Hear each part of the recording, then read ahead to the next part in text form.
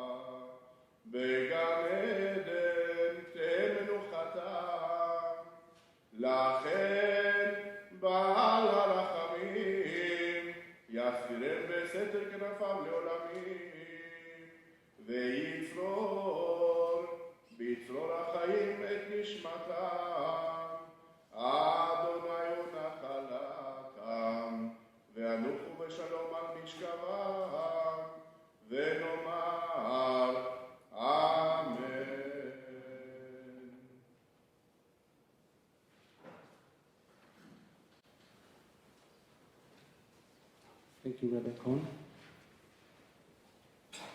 The first speaker this evening will be the Ambassador of the State of Israel, Her Excellency, Ms. Ifat.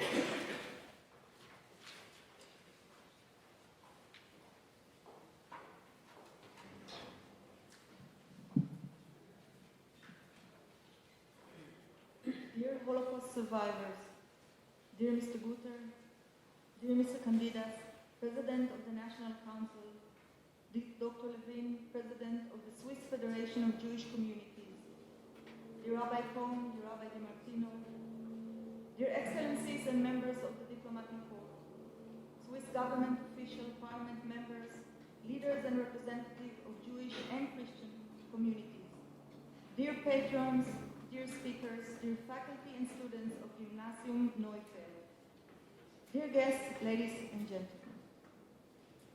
We gather here today, as we do every year, to mark the International Holocaust Remembrance Day. However, the venue chosen for this year's ceremony is different, as we are sitting at the Gymnasium Neufeld. This was not just a technical change of location. It symbolizes the topic we wish to focus on this year: new ways and educational methods to teach the next generations about the Holocaust, the Shoah. It is indeed a joint challenge for all of us who are committed to preserving the memory of the victims of the most terrible atrocity of all in the history of mankind, to honor its survivors, and to make sure its lessons are never forgotten as part of our ongoing fight against anti-Semitism and racism. The need for new ways to educate and teach children and youth about this inconceivable period is indeed growing. This is due to the diminishing number of Holocaust survivors that are still able to share their stories with younger audience, as well as the inclination of kids today to receive information and acquire knowledge mainly through modern means and platforms of social media. Today, we will be hearing from 3 excellent speakers who will share with us new methods developed in Israel, Sweden, and Switzerland as part of the much-needed best practices exchange, which is crucial to our shared mission and goals. As each of our countries is seeking its own ways of coping with the alarming rise in anti-Semitic expressions and incidents, both on social media and in the streets, it is essential to share lessons and learn from each other's experience. Your presence here today is yet another proof of our shared commitment towards this sacred goal. I would like to take this opportunity to thank everyone who helped organize this important event. The team of DCM from IRA member countries, led by Swedish Charge d'Affaires Ms. Sofia Karlberg and my deputy, Mr. Ariel Rosenstein, Mr. Raphael Tanner from our embassy, Ambassador Geisbuller, Mr. Nicola de Torrente and Mr. Tobias Mayer from the Federal Department of Foreign Affairs, and Mr. Stefan Munzer and his team from the Neufeld Gymnasium that is hosting us today. Thank you everyone for being here today. We look forward to continuing the important collaboration with Switzerland and other countries on ways of fighting anti-Semitism, promoting dialogue, tolerance and understanding, and making sure the past is never forgotten in order to ensure a better and safer future to all our children. Thank you.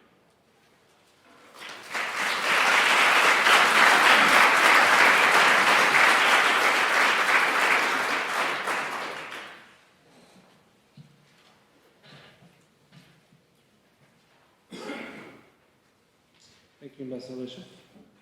Now we will hear our first perspective, Dr. Lior Alperovitch, head of the Research Center of Visual Memory of the Holocaust at Bezalel Academy in Israel, will speak about the challenges of visual representation of the Holocaust in a period of generational transition. Unfortunately, Dr. Alperovitch could not be present with us this evening and will deliver a recorded message. Good evening, esteemed guests. I'm very honored to speak to you today at the annual International Holocaust Remembrance Ceremony in Bern 2023. My name is Dr. Lior Alperovitch, and I'm the head of the Center for the Study of Holocaust Visualization at Bezalel, Academy of Art and Design in Jerusalem. In the short time we have, I would like to speak to you about the challenges of visual representation of the Holocaust in a period of generational transition. We all live in a period of transition between generations. The Holocaust as a term is transforming as we live and breathe from human tragedy described by personal testimonies to historical events that described in textbooks, reflected on while visiting museums, and visually consumed through smartphones and social media. Most of the information these days about the Holocaust come through exposure to visual expressions. This means that humanity does not read or write about the Holocaust, rather it sees. What does it mean to see the Holocaust? I would like to show by sharing a slideshow.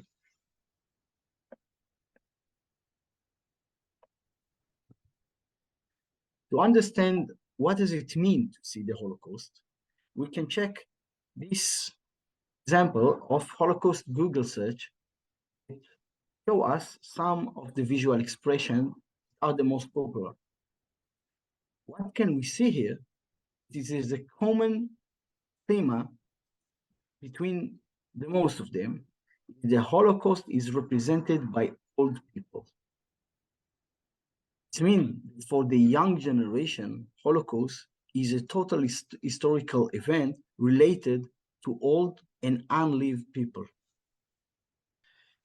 Information, true or false, about the Holocaust is being consumed more and more in visual mediums, which lead us to face three main challenges in ensuring the memory of the Holocaust for our future generations.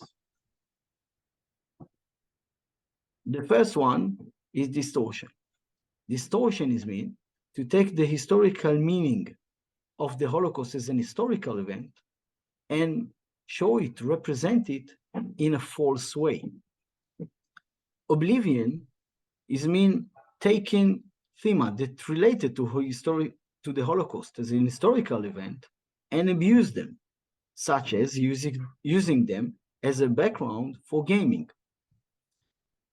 And denial that the meaning of it is reducing the authentic meaning of the Holocaust as the Jewish people genocide. The Holocaust is unprecedented historical case of genocide. This is a tragedy of Jews whose only fault was that they was born Jews and wanted to act in the world as such, like 3 years old Emilia Levy, that we can see her in the picture. Born in Milan, a curious, cheerful, and smart girl, as Primo Levi, the well-known Italian Jewish writer, described her in his famous book. Emilia Levy was doomed, just like an unknown 2-day-old baby from Hungary, who was shot by a Dutch SS man at the entrance to the gas chambers in Birkenau, shortly after his mother, in a strange act of kindness, was shot in front of him, so as not to see the death of her son. There are some ways, visual ways, to express this kind of tragedy. One of them is the Wannsee paper, that while checking it, we can find there are two sections. Section one of countries that were occupied by the Nazis, and the second that weren't occupied this point of time. Emilia Levy was related to the second one. It's mean for us that while she was playing in Milan, some bureaucrat sat in Berlin and planned her own death, and she knew nothing about it. If we do accept the assumption that most of our knowledge about the Holocaust is coming from visual expression, the main challenge is the ability to develop reliable visual historical language. How we can understand historical essence from representation of history. How we can illustrate the horror, but without the need to present horrifying images of atrocities that could make us look away. There is no need for the sight of mountains of rotten corpses to illustrate Nazi evil. Nazi evil is found in what the eye is not used to seeing, or not what can longer be seen. Here we can find some examples of visual expression that show us how this kind of evil can be represented in a popular media, but without showing those horrifying images. Another way to do it is by checking some historical documents, some visual documents, such as this kind of photo. We see the Warsaw Ghetto after its liquidation. Only the Church of St. Augustine remains standing. Not even ruins remain from the Jewish life of the largest European Jewish community. Only lines in the ground implying that these were once sidewalks upon the Jewish civilization were lived. I would like to quote now some sentences said by the famous Israeli Holocaust survivors writer Lior Alperovitch. After the death of the last witnesses, the memory of the Holocaust must not be left to historians alone. Now come the period of artistic creation. Alperovitch called us to act with sense of responsibility. History is no longer written by historians and is not commemorated by recognized institutions. It is written and commemorated in movies, theater, in comic book, and in social media. This is our time, governments and nations, to act so that they will continue to preserve the honor of the murdered.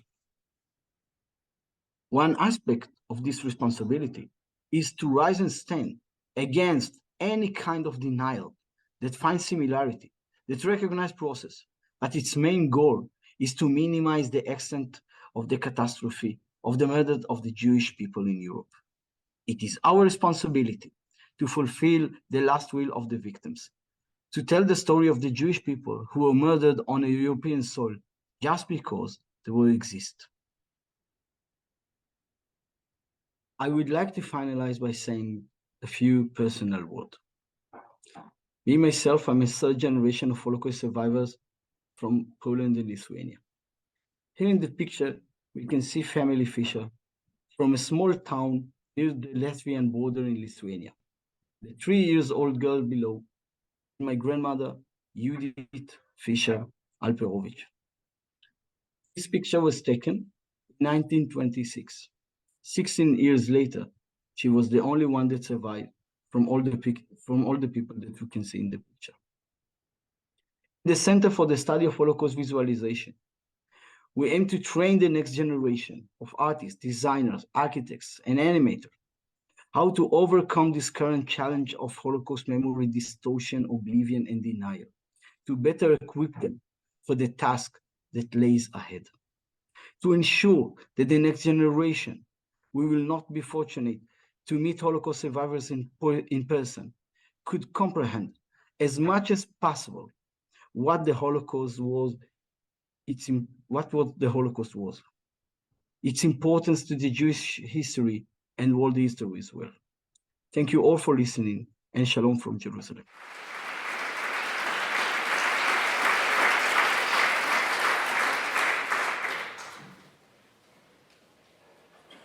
IRA is the International Holocaust Remembrance Alliance, which unites governments and experts to strengthen and promote Holocaust education, remembrance, and research worldwide. Sweden is this year's chair of IRA. I invite the Chargée d'Affaires of Sweden, Ms. Sofia Karlberg, to the podium. Thank you. Dear Holocaust survivors, dear Mr. Guter, dear Mr. Candinas, President of the National Council, dear Excellencies and Diplomatic Corps, dear Swiss government officials, dear patrons, dear speakers, and dear guests. As my colleague from Israel just mentioned, Sweden is right now the chair of IRA. It's a group of 35 countries that together have decided to make sure the Holocaust and its victims are never forgotten. In 1998, a survey in Sweden showed that 12% of young people did not even know the Holocaust had taken place. The Swedish Prime Minister at the time, Göran Persson, was appalled and decided this needed to change. one of the things he did was to take the initiative to create IRA. He also started information campaigns, established the Institute of Jewish Studies, and created a government agency dedicated to spreading knowledge to the public about the Holocaust. It's a task that governments since have nurtured and protected. A recent survey shows that today only 1% of Swedish teenagers are not aware of the Holocaust. Relating stories creates a collective memory. It enables an entire nation or people to carry with them the lessons of past generations. It creates places of memory within each and every one of us, even though we may not have been there ourselves. The Holocaust has a special place in our collective memory.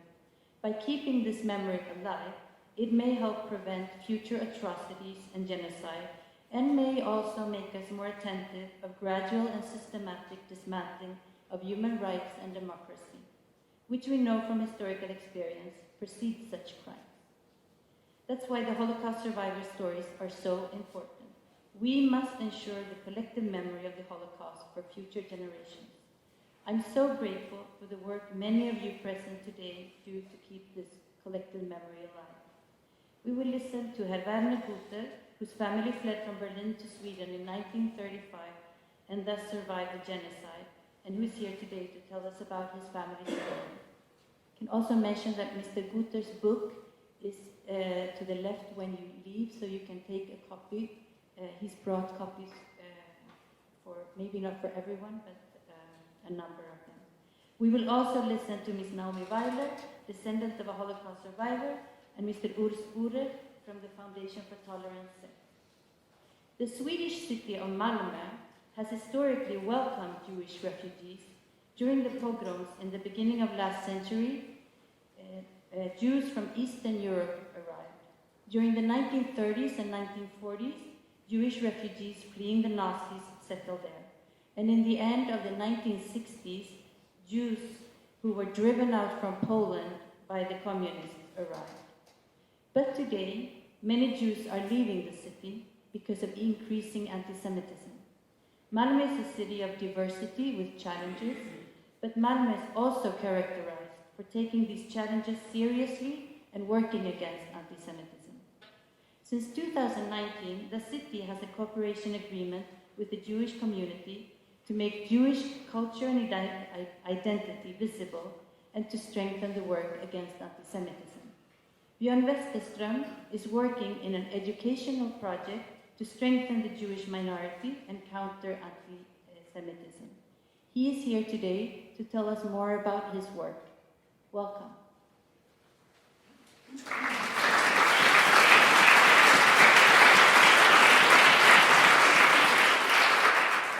Thank you, Sofia Karlberg. And now invite Björn Westerström to present our second perspective and share his experience working for the city of Malmö in combating anti-Semitism.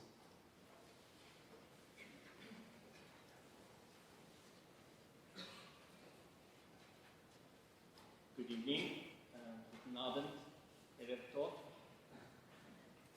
My name is Björn Westerström and I am Secretary of Pedagogical Development in Malmö with a special assignment to coordinate the school's efforts to combat anti-Semitism and promote Jewish life. I live close to the synagogue in Malmö. I pass it every day. One morning a few years ago, I met a young man who had been my student for 3 years. He stood outside the synagogue with a mobile phone in his hand, talking. He saw me and came to me, waving his hand. After some catching up, I asked him why he was standing there. He mumbled something about being a security guard, and we said goodbye.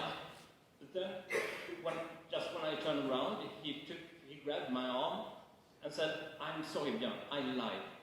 I am a Jew." I was surprised because as I told you, I had had him for 3 years in school.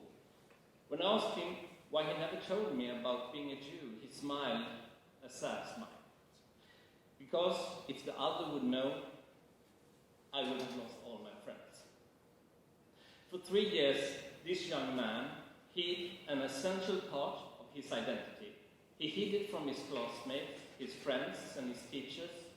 He was convinced that if this secret had been revealed, he would have been ostracized, perhaps even reviled and threatened.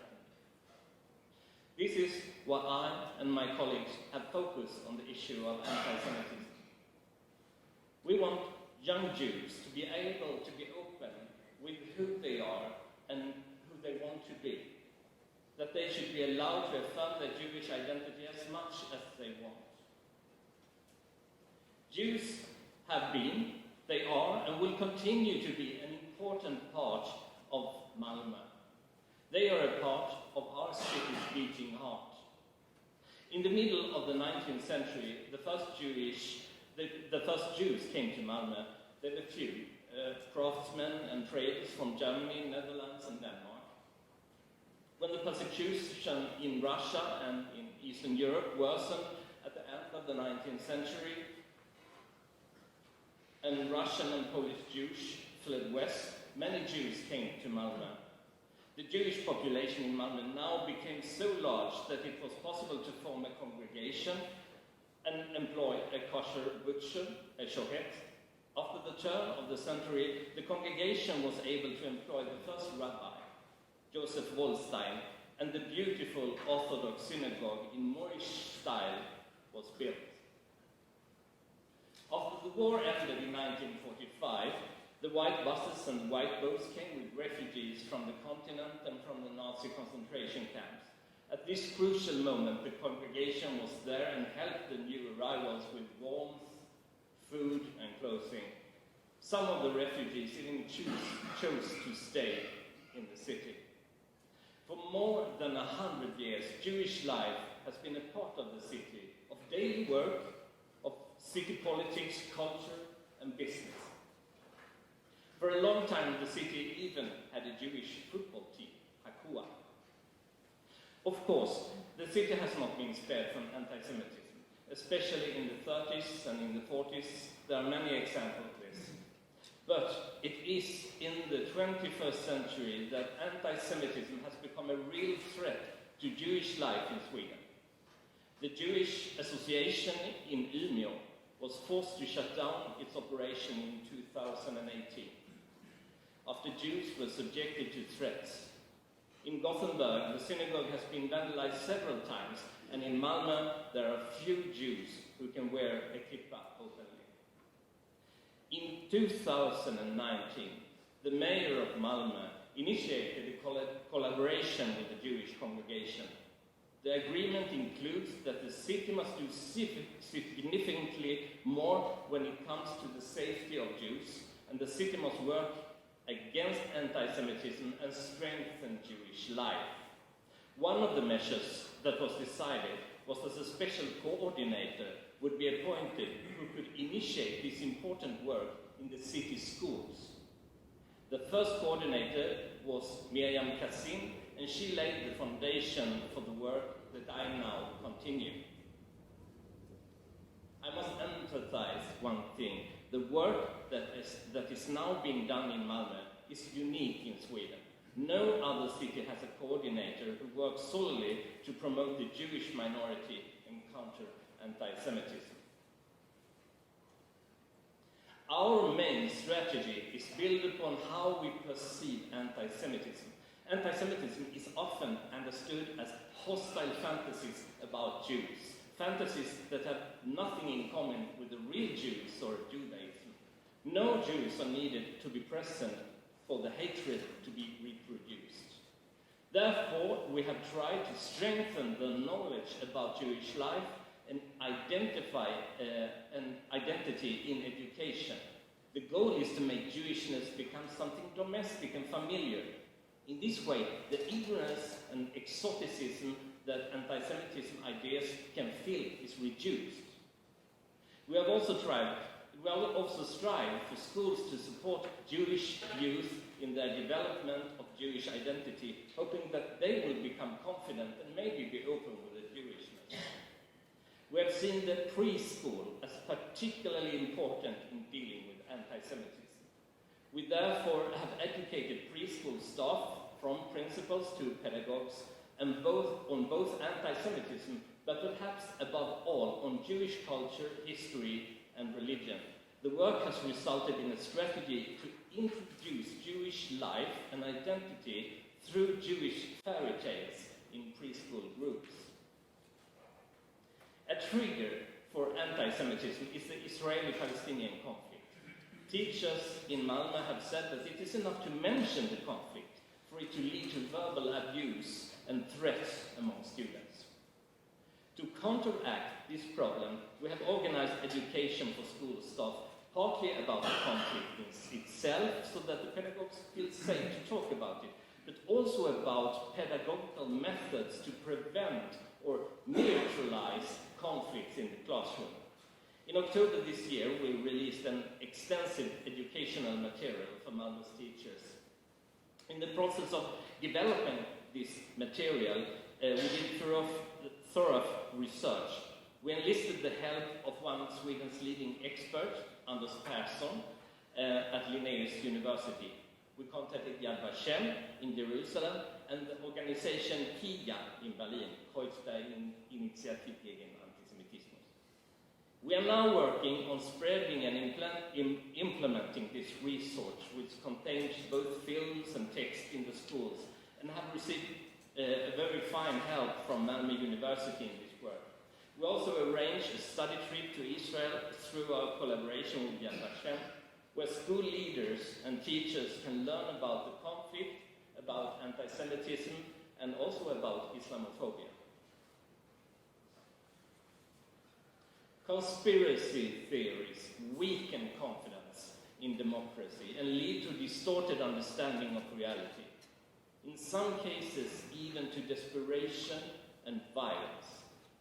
Many teachers in Malmö have testified about how students pick up anti-Semitic beliefs about Jewish conspiracies through media such as TikTok and YouTube. To prevent students from getting stuck in conspiracy theories, we have organized education for teachers with Sweden's leading researcher on the subject, the historian Professor Andreas Önnerfors. We are now working with an extensive educational material about conspiracy theories, as the one we made before about anti-Semitism linked to the Israeli and Palestinian conflict. Right from the beginning, it was clear that study trips to Holocaust sites would be an essential part of our work. Together with SKMA, we have carried out trips with most of the city schools. Some schools have even gone 2 or 3 times with the students. On the trip, students learn about Jewish history and culture in Eastern Europe, and about anti-Semitism and its impact on Jewish life, and about the Holocaust. I go along as a guide and teacher on some of these trips, and not long ago, I was in Krakow at the Jewish cemetery with a group of students.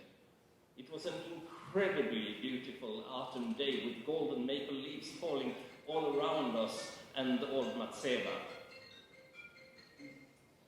The students stood in a circle and talked about what they had experienced during the trip. They visited Jewish historical sites, the Auschwitz Museum and memorial sites. A girl who mostly had been quiet throughout the trip cleared her throat and took a step out into the ring. She shyly looked at us and then told us that she was Jewish. She told us about the fear she experienced in elementary school and the harassment her brother had to endure. But she also explained that during the trip she had become confident and proud of her Jewish heritage, and that she now wanted to tell everyone that she was a Jew. It is my wish that this becomes something obvious, something that does not require courageous decisions. And even though it's a long, long way to get there, I feel that we in Malmö have taken the first steps. Thank you so much.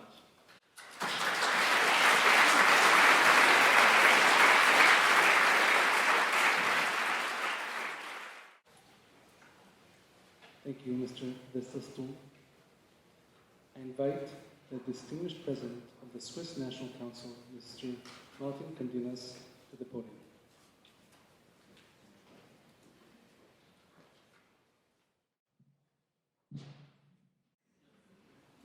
stimata ambassadora d'un Reshef, preziai representants del Corps Diplomatic, del Conseil National, preziai Survivents der Holocaust, geschätzte Damen und Herren. Am heutigen Tag halten wir einen Moment inne und blicken zurück auf eine der dunkelsten Stunden der Menschheitsgeschichte. Gemeinsam erinnern wir uns an die Schrecken der Shoah und gedenken all der Opfer, die im Namen einer grausamen Ideologie ihr Leben lassen mussten. Dieser Moment des gemeinsamen Gedenkens ist für uns als freiheitlich-demokratische Gesellschaft von großer Bedeutung. Indem wir uns gemeinsam erinnern, halten wir die Vergangenheit lebendig, tragen sie weiter, bewahren sie im kollektiven Gedächtnis und werden so unserer Verantwortung gerecht, dass diese dunklen Stunden der Menschheit und die Schicksale ihrer Opfer nicht in Vergessenheit geraten. Geschätzte Damen und Herren, die Erinnerung an den Holocaust ist nicht möglich ohne die Vermittlung von Informationen und Wissen. Vor allem, aber nicht nur an den Schulen. Ich finde es schön und bewegend, dass wir den heutigen Gedenktag am Gymnasium Neufeld begehen, einer Schule, an der sich rund 1000 Schülerinnen und Schüler auf die Matura oder einen anderen Bildungsabschluss vorbereiten. Die Schule bereitet junge Menschen auf das Leben vor. Sie lernen hier verschiedene Fähigkeiten, knüpfen Freundschaften und machen Erlebnisse, die sie ein Leben lang begleiten. Mit großem Engagement fördern Schulen im Unterricht den Erwerb von Geschichtsbewusstsein, von Wissen, von Empathie. Sie fördern die Entwicklung einer demokratischen Grundhaltung und stärken die Urteils- und Handlungsfähigkeit junger Menschen. Hier in Bern, in der ganzen Schweiz und weltweit beteiligen sich Schulen am heutigen Gedenktag, besuchen Erinnerungsstätten und befragen Zeitzeugen. Sie leisten damit einen wichtigen Beitrag, die Erinnerung an den Holocaust für die künftigen Generationen zu bewahren. Wir Politiker und Politikerinnen stehen in der Pflicht, die Rahmenbedingungen zu schaffen und zu bewahren, dass die politische Bildung, die Sensibilisierung gegen Rassismus, Antisemitismus, Diskriminierung und Hass auch in Zukunft ein selbstverständlicher Bestandteil der schulischen Bildung bleibt. Und ich versichere Ihnen allen, gerade in meiner Rolle als Nationalratspräsident, die Geschichte darf sich nicht wiederholen, niemals wieder. Und es sind die Bildungsinstitutionen, die in ihrem Engagement für dieses Ziel auf meine Unterstützung zählen können. Honorable guests, we cannot undo the past, but it's our responsibility to remember the victims of the Shoah and to learn from the terrible events for the future, so that these terrible acts will never happen again. In doing so, we may turn away from the deepest darkness of the past and instead look to the future with hope. Thank you for your attention. Ich danke Ihnen.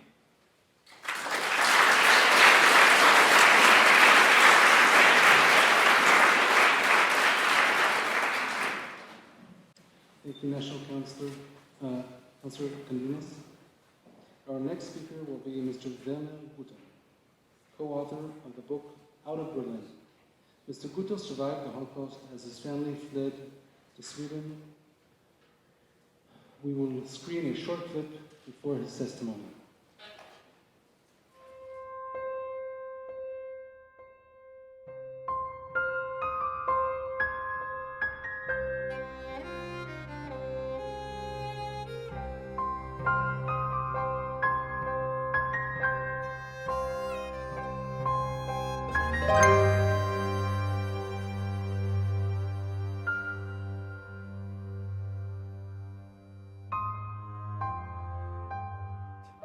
geschrieben ist der Brief für die künftigen Generationen, für meine Kinder, für Enkelkinder, von meinem Bruder und von Cousinen und Cousins. Das war der Zweck, damit sie wissen, was mit ihren Vorfahren passiert ist.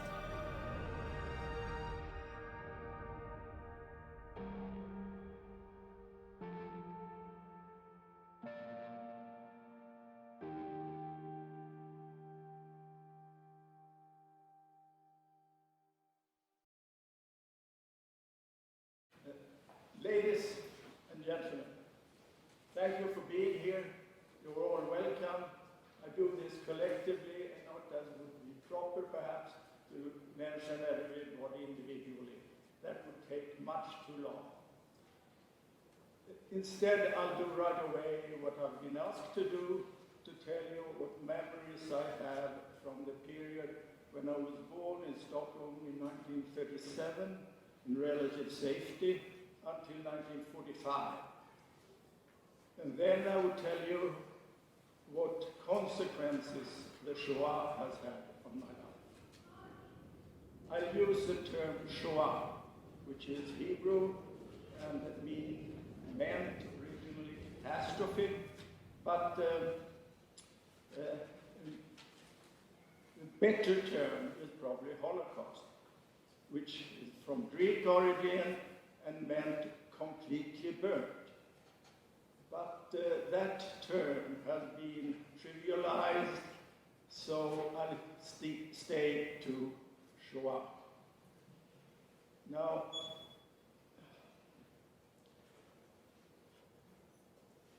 I have very few memories from the period that are relevant to this subject. But I remember quite a number of other things from the same period. And I wonder why. And the answer must be that my parents, our parents, my brother and mine, tried to keep those horrors away from us.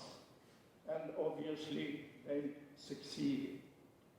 One clear memory that I have, though, is when my mother cried for hours, if not for days, when she got the message that her mother, my grandmother, had been deported from the transit camp Westerbork in Holland.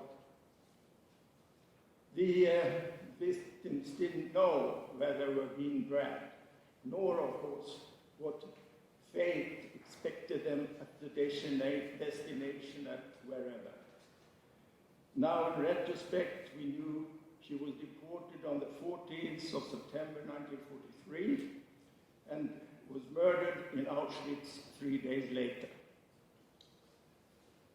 Also, I remember that I was quite envious of my playmates and later schoolmates because they, in the summer, went out to their grandparents in the countryside, and we didn't have any relatives at all in Sweden, and we were not allowed to leave Stockholm. So my father tried to compensate us in a way and made an application to the social authorities to bring us to a friend who had a country home in the archipelago outside Stockholm. And he would return the same day, we would stay a few days, and then he would go back and pick us up again. Application denied.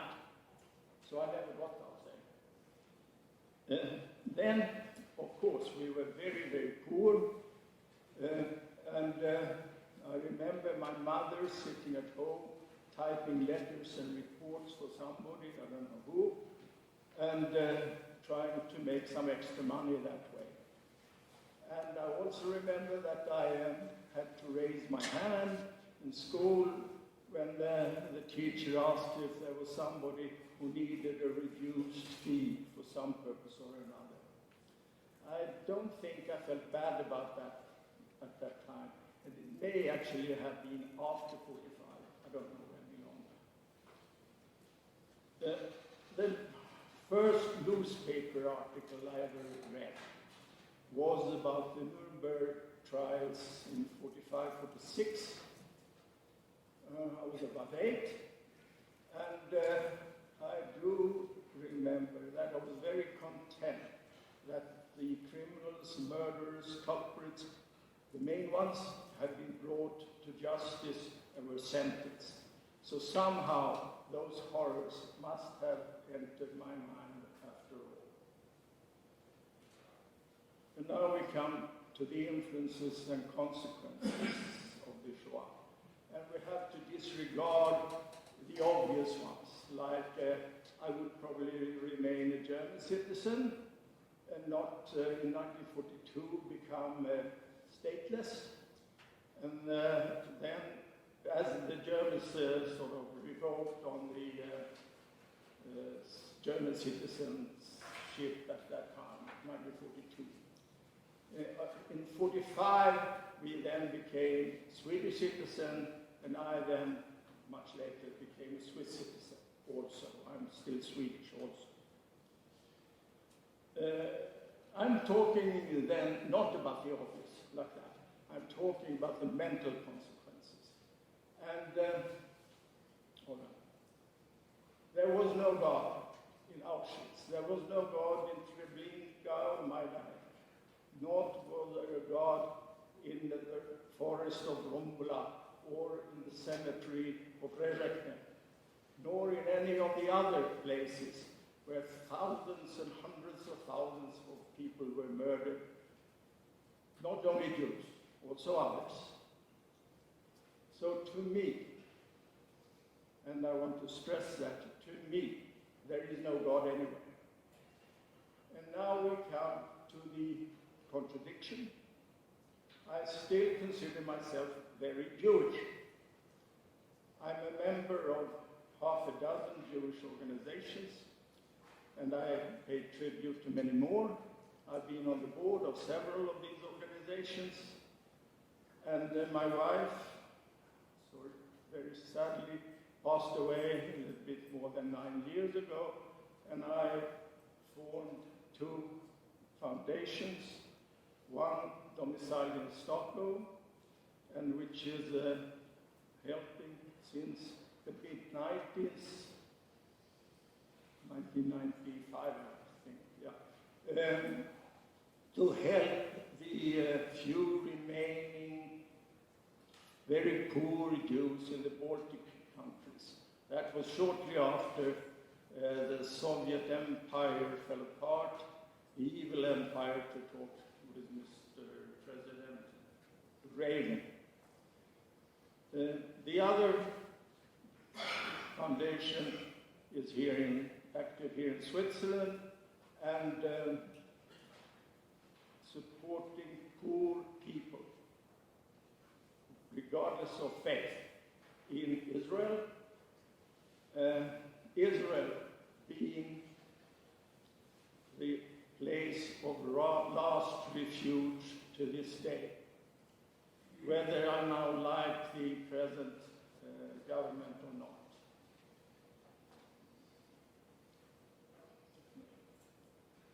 The family had and has a very old lasting friend, now 96, who came to Sweden with the white Bernadotte buses. She once told me that when she was served the first decent meals in years, she took bread from the table, put it into her bra, and then hid it under the mattress. One didn't know if there would be another meal and when. So I'm very stingy with food. I hate to throw away food. And I eat things that are not quite okay any longer, and I eat things that are way beyond the best before date. I also always empty my plate and things like that. My favorite meal is breakfast. So I feel ashamed when I sit there and can choose between 3 jams and 4 cheeses, thinking of my grandfather who starved to death in Theresienstadt, and of my cousin, 16 years old, who died of hunger and exhaustion in Bergen-Belsen. So, when I, in the morning, take a shower, and I have a very nice shower, with a hand shower and a big overhead shower, I avoid using that overhead shower, thinking of what came out of those showers, overhead showers in Auschwitz, killing hundreds of thousands of people, including my grandmother, as I told you before, and a 2-year-old cousin with his parents, and many other relatives. So I'm thinking, and I don't think I exaggerate, every day about the Shoah. I don't think I exaggerate. And in a way to try to come to grips with that, I wrote this book, and together, partly with a cousin of mine, and we were trying to do this not only to come to grips with the problem, but for future generations, for our children, for our grandchildren, for the children of our cousins. The basis are letters that I were found in a big cupboard at my home that my mother had collected with thousands, and I don't exaggerate there either, of letters and cards and lots of papers. So they were from before the war, during the war, after the war. And I sorted out the letters and cards from the relevant period. Then I sorted them family-wise, and then chronologically, and then we collected, my cousin and me, further information, and then we made a synopsis, and that is the result of this book. So, only those letters were, of course, only incoming letters. There were very few, 3, 4 perhaps, outgoing letters. So I knew very little about my parents' life. One of the cards that came back was addressed to my grandfather in Theresienstadt, and it was returned with a stamp, unbekannt, unknown, which meant by the time he received that, he would have received that card, he was already dead. So, having so little knowledge about my parents' life, I was 8-year-old when the war was over. I went to the Swedish National Archives and was sitting there for days and went through all the documents that were in there. It was a big file about this thick, with lots of documents, applications for living permits, the answers, positive or negative, and a lot of correspondence between the authorities about my parents. And there was one paper about me, and that was about this tour out to the archipelago. All right. And there I found all this information about my parents, and there were really lots. I made a list of them all because you weren't allowed to take them out, and they had a miserable photocopier, but this is the list. Lots of 10 pages more. It's an enormous file there. And one of the messages in this file was when my parents, again, had been expelled from Sweden. That was November 1936. There was a letter from the police to the Social Securities, reading in translation about as we suppose the family will return to the apartment, we have put it under special surveillance. Now they did return, and they managed to hang on. So I'm very much admiring my father. He had the foresight to leave Germany at a very early stage. And he managed to somehow feed his little family, to hang on in Sweden. And in spite, there were lots of troubles. They were expelled all the time, but he managed somehow. He didn't get a working permit and all these things. But in the end, I cannot end this before telling you that my father was grateful to Sweden until he died for making it possible for him to save the life of his little family and himself. Thank you.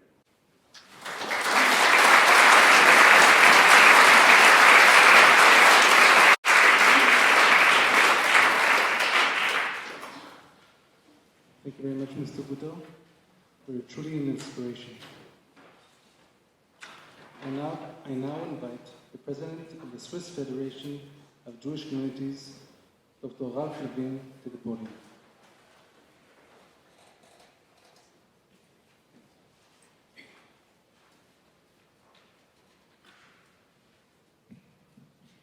Sehr geehrter Herr Nationalratspräsident, Exzellenzen, sehr geehrte Überlebende und ihre Nachkommen, Gott, Rabbanim, liebe Lehrerschaft und Schülerinnen und Schüler des Gymnasiums Neufeld, liebe Gäste, besten Dank für die Gelegenheit, einige Worte an Sie richten zu können.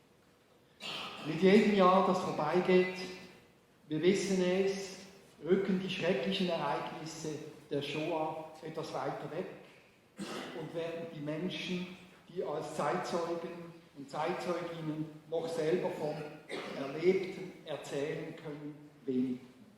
Umso mehr müssen wir, die Nachgeborenen, die Erinnerung wachhalten, sowohl derer gedenken, die das Terrorregime der Nationalsozialisten nicht überlebt haben, als auch derer, die die Last des Überlebens mit sich tragen.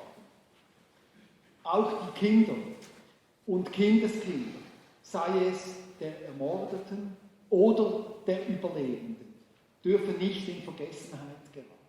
Denn oft sind es genau sie, die dafür sorgen, dass die Erinnerung an den Holocaust in der Gegenwart erhalten bleibt und in die Zukunft getragen wird. Oft geht dabei vergessen, dass der heutige Umgang mit der Shoah kein jüdisches Anliegen ist, kein jüdisches Problem, in Anführungszeichen, sein darf.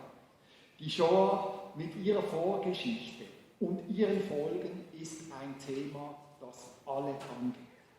Es ist ein Thema, das keinen Halt macht vor Landesgrenzen, Nationalitäten, Hautfarben oder Religionen. Alle müssen sich damit auseinandersetzen, die für Zivilcourage, eine stabile Demokratie und starke Menschenrechte einstehen. Nur so kann in der Gegenwart und auch für die Zukunft gewirkt werden.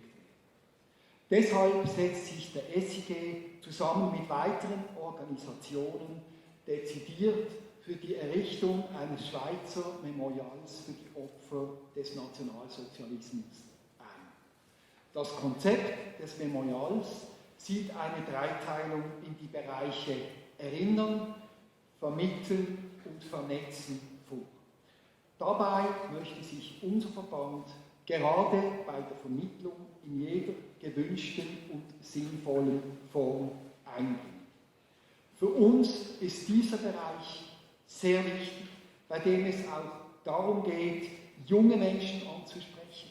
Darum ist es wirklich auch symbolisch, dass wir heute in einer Schule sind und sie mit der Geschichte und den Ereignissen, die die Schweiz während der Zeit des Nationalsozialismus betreffen, zu konfrontieren. Wenn es dazu führt, dass Menschen dazu befähigt werden, Ausgrenzung, Diskriminierung und Verfolgung heute zu erkennen und dagegen einzustehen, ist eine der wichtigsten Aufgaben des Memorials Dem Memorialprojekt wurde mit einer bemerkenswert großen überparteilichen Unterstützung zugestimmt in unserem Parlament. Das EDA hat heute die Federführung bei der Umsetzung. An dieser Stelle möchte ich unserer Hoffnung Ausdruck geben, dass für alle 3 Bereiche des Memorials erinnern, was wir heute tun, vermitteln, vernetzen, gute und einvernehmliche Lösungen gefunden werden. Es ist keine einfache Aufgabe, es ist eine Herausforderung und ich hoffe, sie kann eingelöst werden. Das Memorial ist eine von mehreren Initiativen in der Schweiz, die sich mit Erinnern an die Shoah und wie damit umzugehen sein befasst. Alle diese Initiativen sind wertvoll und wichtig. Sie verdeutlichen aber auch, dass sich Antworten auf diese drängenden Fragen nicht nur in der akademischen Auseinandersetzung mit dem Thema finden lassen. Der Weg, den der SIG seit nunmehr über 20 Jahren zum Beispiel mit dem Projekt Likat erfolgreich verfolgt, bestätigt, dass ein wichtiger Schlüssel in der Begegnung und im direkten Gespräch zu finden ist. Mit Dialog, Aufklärung und Information wird vor allem an Schulen gewirkt gegen Vorurteile und Antisemitismus. Wir haben vorhin über das Projekt Malmö gehört. Es ist sehr eindrücklich, was man dort gerade auch mit solchen Begegnungen machen kann. Dialog, Aufklärung, Information an Schulen gegen Vorurteile und Antisemitismus. So soll die Bedeutung der Erinnerung für die Gegenwart und für die Zukunft aufgezeigt werden. Vielen Dank für Ihre Aufmerksamkeit.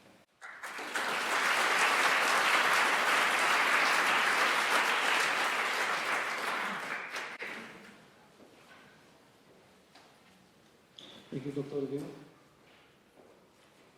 Our third perspective for this evening will be presented by Mr. Urs Urech and Ms. Naomi Wyler. Mr. Urech from the Foundation SET will share his experience working and leading their educational program, Holocaust Descendants Tell Stories. Following Mr. Urech's words, we will listen to one of the participants in the program, Ms. Naomi Wyler, who will share her own personal perspective.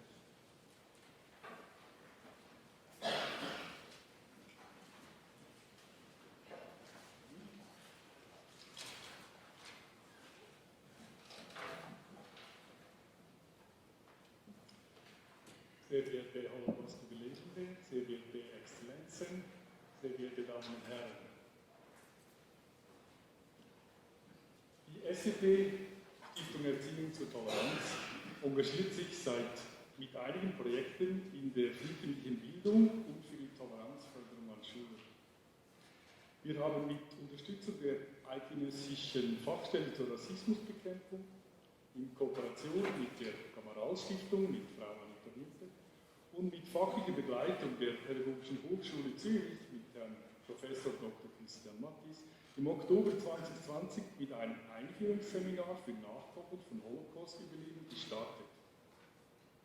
In Zusammenarbeit mit Geschichtslehrpersonen haben wir dann dieses neue Oral History Projekt Nachkommen erzählen entwickelt und evaluiert.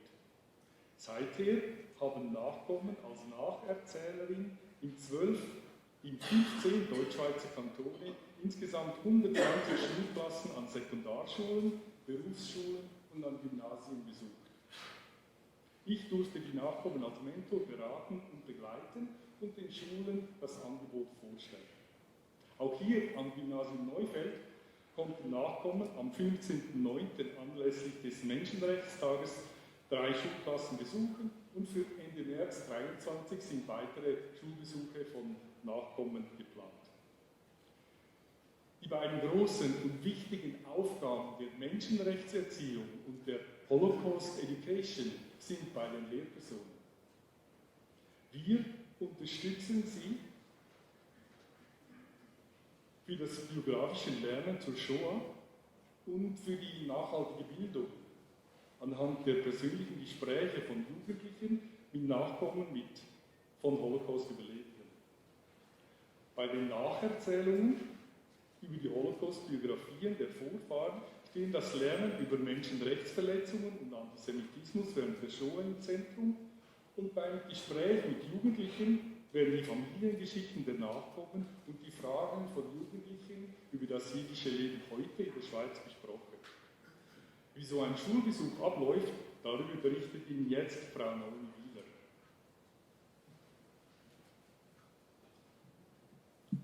My name is Naomi Wyler and I am 21 years old. I'm a third-year medical student and live in Zurich. In my free time, I enjoy spending time with my friends, doing sports, reading books, and I visit school classes all over Switzerland to share my grandfather's story. You might wonder why I enjoy spending so much time on trains, visiting school classes all over Switzerland. Well, here's why. I don't recall a time of not knowing what happened to my grandfather and his family during the Holocaust. My Opa's story has always been and will always be my story too. Otto Schmelzel was born on the 18th of June 1937 in a small village in Hungary. They had a pretty normal life until the Second World War started. His father had to work as a forced laborer in the Hungarian army, while his wife, my grandfather, and his older brother Shomi stayed in their village. In 1944, when the Nazis invaded Hungary, all of the Hungarian Jews had to move to a ghetto. My grandfather went to the ghetto in Subotica in the south of Hungary. Then, in May 1944, all of the Jews had to meet at the train station to get deported. On the platform, my great-grandmother had to make a big decision. On one side, she had her friends asking her to join them in their cattle car so that they could support each other all without their husbands still in the army. On the other side, she had the Schmelzer family, her husband's family, asking them whether she wanted to join them so that they could give each other moral support. She chose to go with her family.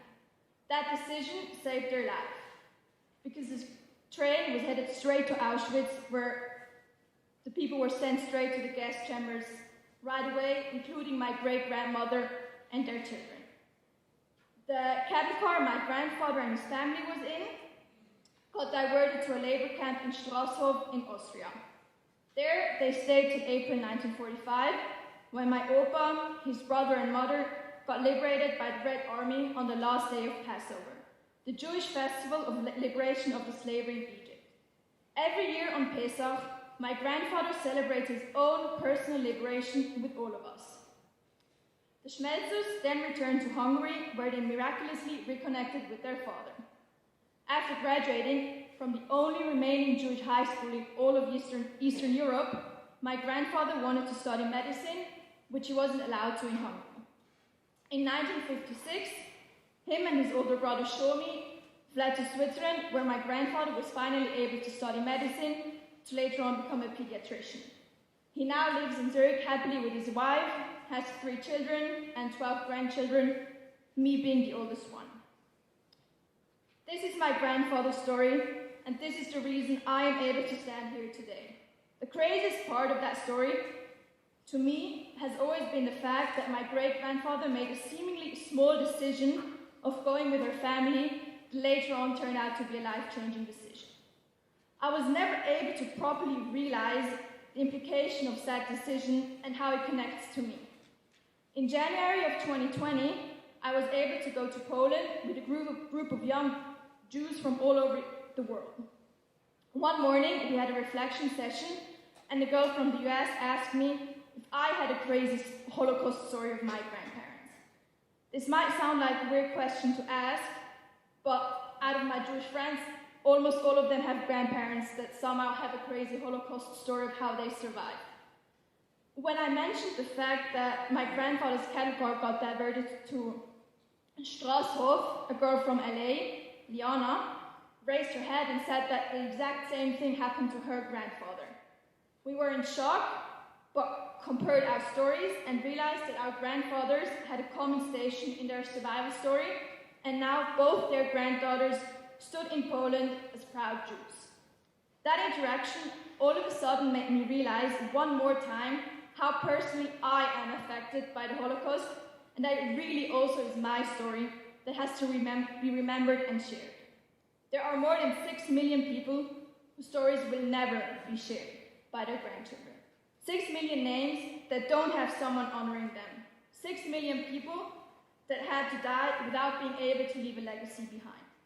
But I am a legacy of the Jewish people. I can proudly stand here. I can proudly wear my bracelet with the Magen David on it because I want to. Not like my grandfather who was forced to wear the yellow star. It is not only an honor, but also a responsibility. Unfortunately, anti-Semitism is on the rise again, and people seem to be forgetting how far anti-Semitism and unnecessary hatred can go. The more years pass, the more the Holocaust seems to merely become part of history, just like the ancient Romans. With me going to classes, I show them that I have a grandfather who lived in the Holocaust, showing them that actual people stand behind the numbers we so often hear. I always show them a short clip of my grandfather sharing a small story. The silence that follows the classroom afterwards always gives me goosebumps. It is a constant reminder to me that what happened to my grandfather and what he had to go through is neither normal nor okay. And it shows me that some students only then realize how real the suffering of the Jewish people during the Holocaust was. I always offer them to answer every question they have on the Holocaust, anti-Semitism, and my relationship to the Holocaust and Judaism. New questions come up with every visit. In my visit so far, I was able to create a room that allows vulnerability and a safe space to ask any questions. I respond honestly to all of the questions because I think the more people know and experience, the more prejudice can be removed. I show them what being a descendant and a Jew in nowadays society means. More and more survivors pass away, and to ensure that further generations can still get a first or second and third-hand story of the Holocaust is essential in ensuring that the stories keep on being told. With my visits, I hope to give students a feeling of how far hatred can go and how far it can bring humanity, and to encourage them to think twice before they say something anti-Semitic. Something like the Holocaust can never happen again. Hate can never win if we stand up for what's right. Thank you very much.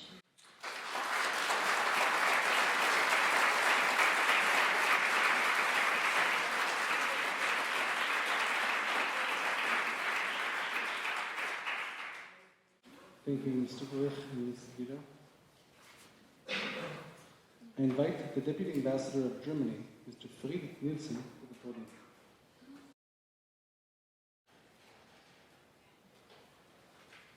Sehr verehrte Überlebende und Angehörige, sehr verehrter Herr Dr. Lewin, liebe Schülerinnen und Schüler, Exzellenzen, sehr verehrte Damen und Herren. Mit dem Satz, wer in der Hölle war, weiß, dass es zum Guten keine Alternative gibt, beschreibt der israelische Künstler Kohn, ein Auschwitz-Überlebender, seine Lebensmaxime. 78 Jahre nach der Befreiung des Konzentrationslagers Auschwitz am 27. Januar 1945 erinnern wir wieder und unnachgiebig an die Schrecken des Nationalsozialismus. Der heutige Tag steht unter dem Thema die Erinnerung an den Holocaust für künftige Generationen erhalten. Und genau das wollen wir tun. Der Zivilisationsbruch der Shoah dient uns als Mahnmal, als geistiger Brandstifter folgt. Allein in den 5 Jahren KZ Auschwitz starben dort 1,5 Millionen Menschen. Sie wurden durch den NS-Staat und seine Schergen nicht nur getötet, sondern systematisch vernichtet. Mit dieser Zahl ist das unsägliche Leid noch lange nicht benannt. Dieses Leid kann man nicht in Worte fassen. Wir Deutsche tragen die besondere Verantwortung, dass sich dieses Leid nie wiederholt. In Zeiten, in denen aus unterschiedlichen Richtungen gefordert wird, der Erinnerung an die Shoah einen geringeren Stellenwert zu verleihen, ist es wichtig, diesem Impuls entschieden entgegenzutreten. Wir dürfen nicht vergessen, wir müssen die Erinnerung an unsere Kinder und Kindeskinder weitergeben.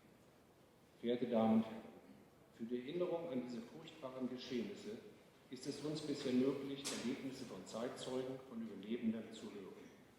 Sie einzuladen und aus erster Hand ihre ganz eigenen Schicksale zu hören, ihre leidvolle Geschichte zu hören. Aber 78 Jahre nach der Befreiung des KZ Auschwitz können nur noch wenige Zeitzeugen vom Horror berichten. Wie aber erinnern wir uns in Zukunft an die Vergangenheit, wenn es keine Zeitzeugen mehr gibt? Die International Holocaust Remembrance Alliance bietet den wichtigen Rahmen für dauerhafte Erinnerung.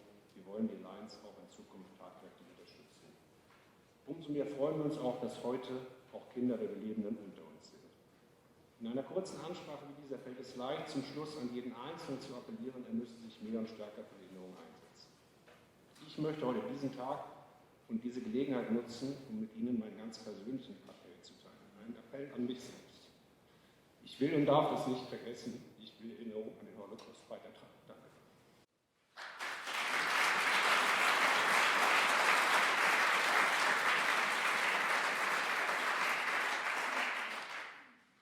Thank you, Deputy Ambassador Nielsen. I invite Deputy Ambassador of the United States of America, Ms. Dana Brown, to the podium.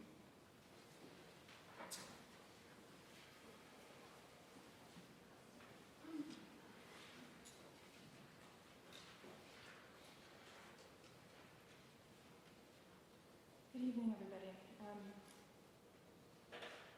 I will go through the protocol, but let me just say I am particularly honored and touched to be in the presence of Holocaust survivors and also their descendants who've shared such incredible stories tonight. It's a pleasure to be able to speak with you all tonight. On behalf of the U.S. mission here in Bern, it is my honor to be present with you for this important commemoration, and the U.S. mission looks forward to continuing our collaboration with all of you. Each year, as we know, we come together to honor the 6 million Jews killed in the Holocaust, Shoah, and to share the courageous stories of the survivors and their descendants. It's especially painful to know that 1.5 million of those killed were children. Remembering victims and memorializing the survivors' stories is part of our moral responsibility to never forget.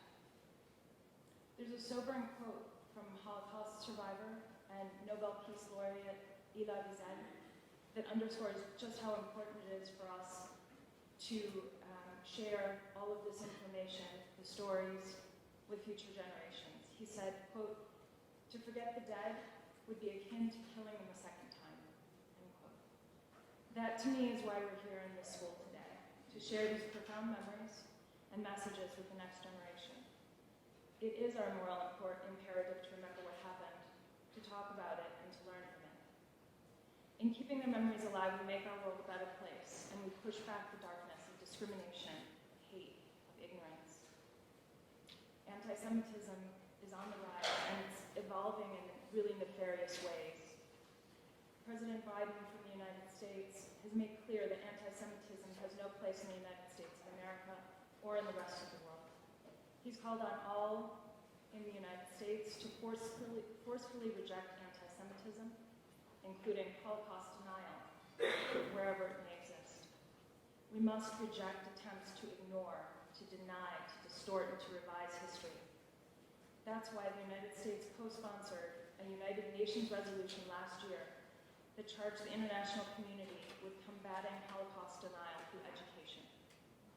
The U.S. Special Envoy to monitor and combat anti-Semitism has been supporting this effort too, helping to ensure that the issue is the top of mind for the leaders and populations around the world.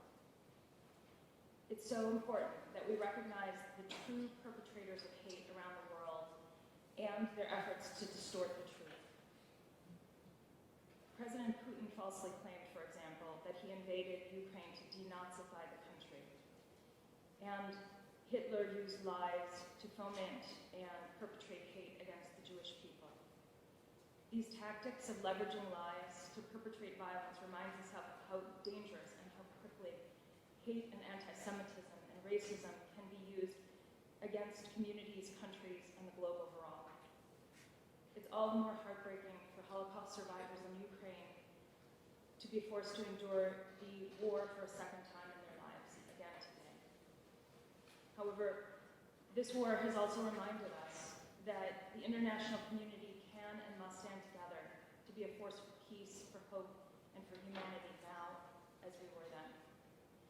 The United States is proud to do our part, and with the help of the U.S. Public Broadcasting Service, our embassies around the globe are raising awareness and spreading knowledge by sharing a new documentary series, The U.S. and the Holocaust, that explores the perspective of the U.S. response to the Holocaust through stories of those who lived through it and to save it for future generations. We hope that this very small contribution has an outsized impact in encouraging young people, like so many of you here today, and the young person we heard from earlier tonight, to become leaders and vocal advocates for peace and human rights. As I said, I've been so personally touched and inspired by the accounts of the innovative attempts to educate, to outreach, to remind, and to keep the memory alive that we've all heard tonight. The stories of the Holocaust survivors remind us that despite profound challenges, the strength of our humanity endures. I hope you and all the next generation will join in the efforts to combat hate and to build a more inclusive and just future. Because the future, the young generation can make a difference in schools and communities and combat the discrimination and hatred, which only flourishes when good people stay silent. Thank you.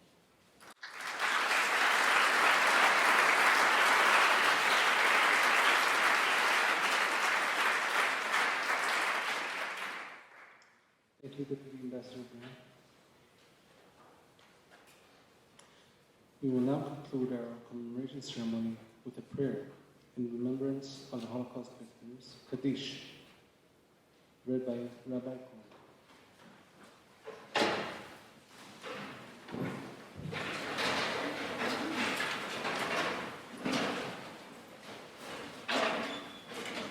יתגדל ויתקדש שמי רבה, בעלמא דברי חילותי ועמית מלכותי, בחייכון וביומכון ובחיי לכל בית ישראל, בעגלה ובזמן קריב ואמרו אמן.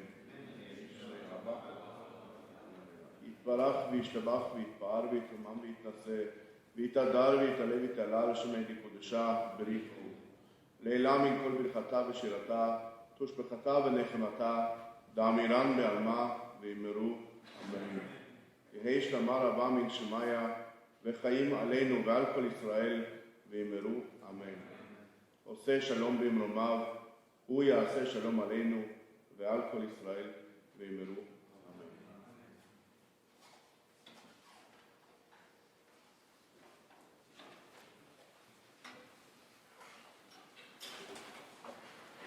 Be seated. Thank you, Rabbi Kohn. Zichron Baruch. Thank you all for your participation. Todah and Shalom.